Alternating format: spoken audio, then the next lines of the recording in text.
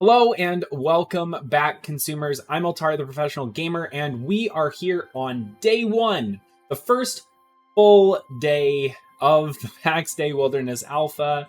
And so many players have been going through the entire world, exploring it, crafting, building communities. A lot of players have actually come and stopped by the Golden City. We featured that in our live stream on launch day. If you haven't seen it yet, you should totally check it out. There's even been some players who have managed to get themselves killed in the PvP zone already.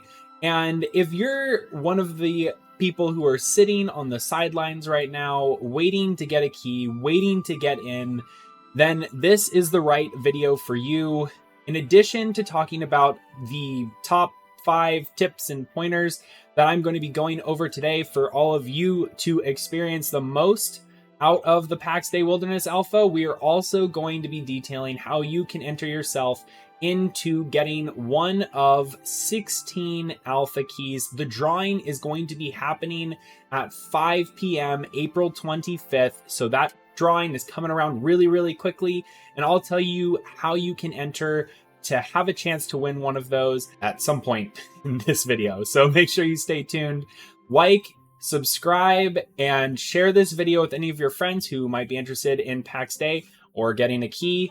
And we're gonna just go ahead and get to it. These are the top 5 things that I think new and returning players should know when it comes to enjoying the most out of Pax Dei's Wilderness Alpha. Let's go ahead and start with the number 5 of our list, and that is going to be downloading updates. A lot of players have reached out to me specifically for some reason, asking if there's something wrong with the downloader. It's really slow right now.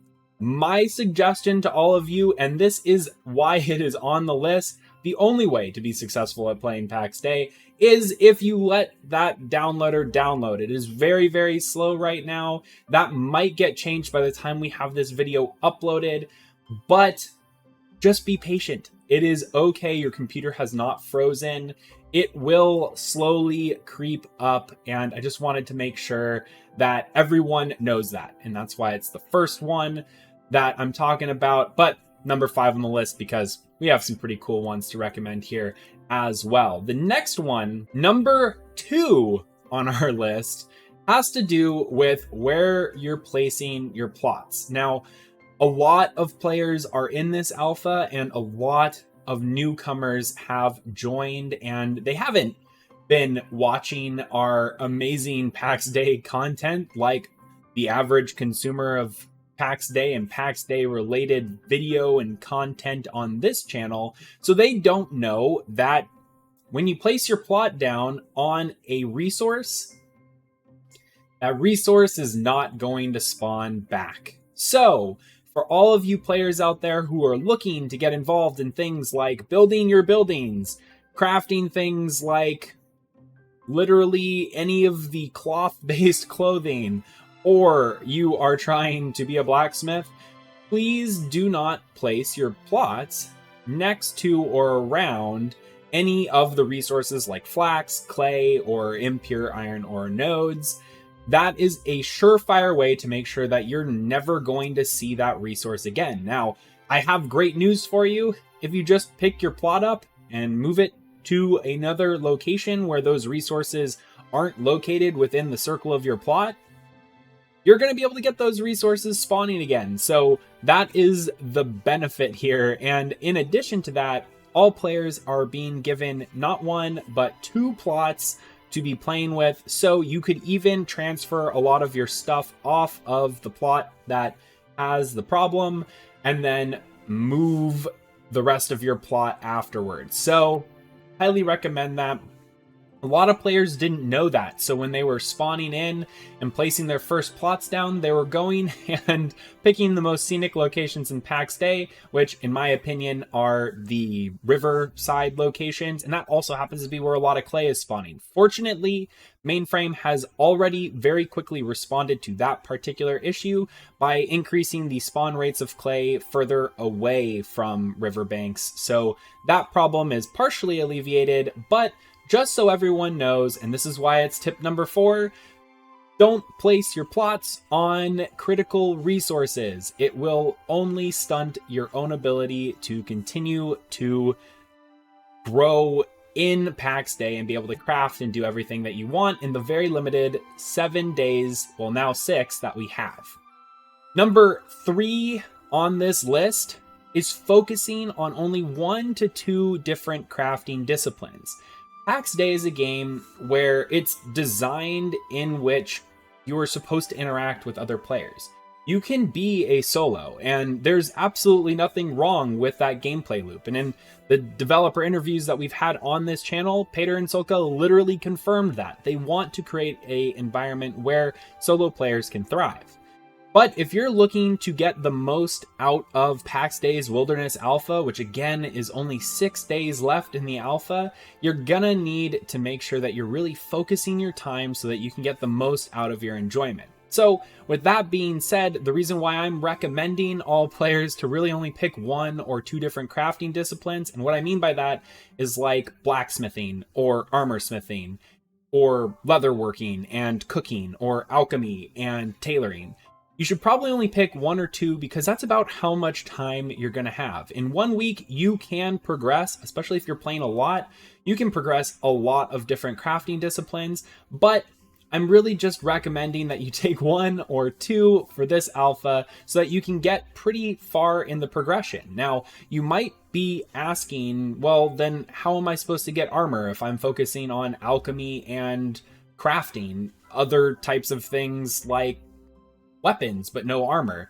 My response to all of you is that is what all of the other players around you are for. So you can easily be bartering for another player's armor that they can make while they're not able to make your food or potions that you're able to make if you're a cook or a alchemist. So really be sure to be trading and interacting with players in that way in order to progress further. And it's something that you're technically doing even as a solo, but it's more of just a rudimentary trading system. And we know that the trading system is going to come out further down the line, and we actually talked about that in the interview as well. So it's kind of a stopgap for now, but if you want to be successful and experience everything that you can in this alpha, you're going to have to make some concessions and focus on maybe just 1 or 2 crafting disciplines. You're not going to make it to max level on all of them.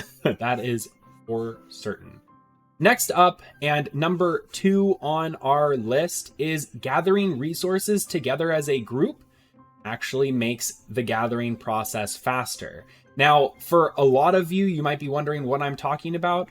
What I mean is quite literally, if you and a buddy go and hit the same tree, you're going to be doing more damage together than you would be doing individually if you were only one person hitting that tree. And you can kind of see that here when we are hitting the tree by ourselves.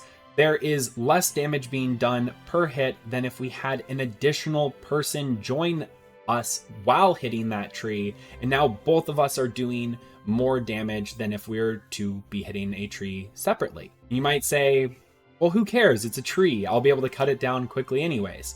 And what I have to say for that is take a trip to Lyonesse and tell me what the benefits are for being able to gather pure iron as quickly as possible while there are players breathing down your neck trying to take your loot. And that's why this is number 2 on the list. You can definitely get more of the pure iron that way. And it's something that the Golden Company, the clan that I'm in, uses quite regularly, because not only do you have your best friend standing right next to you, which disincentivizes the common ruffian that is going to try and steal from you, but it also allows you to go quicker, and the faster in and the faster out that you go, the lower risk you have of getting beaten up and having your inventory taken from you.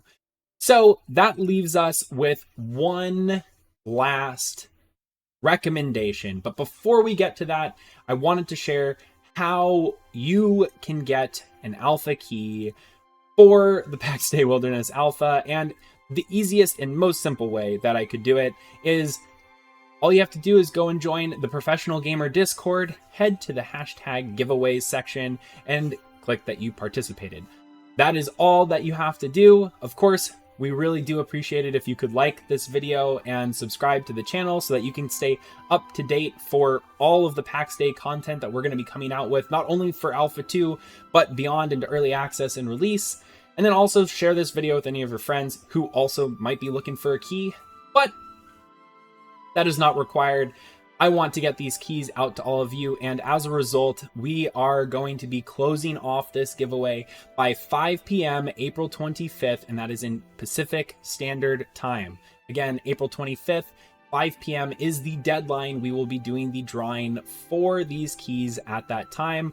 I wish you all of the best luck, and back to number 1 on the list. And again, this is the top 5 things to do to get the most out of your experience in Pax Dei. And this is obviously my opinion on the matter, and I am someone who plays with a large group of players, but I think this reigns true for pretty much everyone. And that's why number 1 on the list is the earlier you can get together in a group, even if it's with just a bunch of random people that you have building around you, and where you can go and get to these points of interest that are scattered throughout the map. There's several that are in your home valley, but then there's also dungeons just outside, and there's a bunch of named mobs all over the place. Those named mobs, those rare enemies, have relics on them, and the best way to guarantee that you're going to